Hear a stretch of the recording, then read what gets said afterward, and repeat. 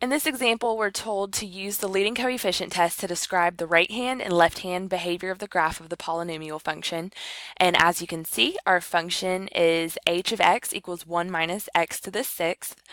So first thing I want to warn you is don't get tricked and think that first number is your leading coefficient. Of course, your leading coefficient is the coefficient of the term that has the highest exponent. All right, so if we rewrote this in standard form, we would have h of x equals negative x to the sixth plus 1. Okay, because we always write our highest exponent first and then work our way down.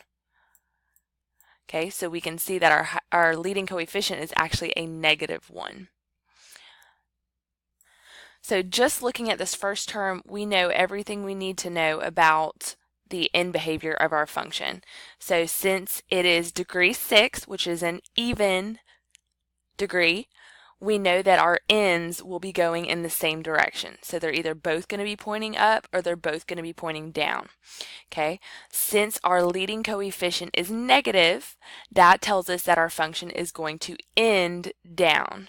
So since it's even, we know both ends will be pointing towards negative infinity. So we don't know what kind of squiggles might be going on at this point, but we do know both ends are going down. So it might look something like this. It might have more squiggles.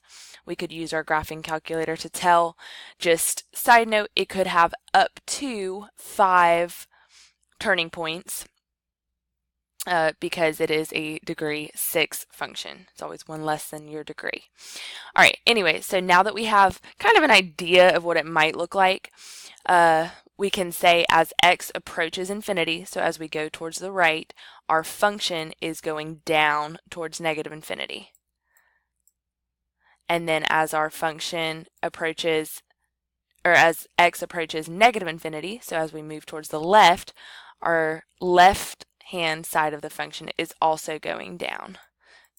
So we can see both the right hand and left hand behavior of the graph.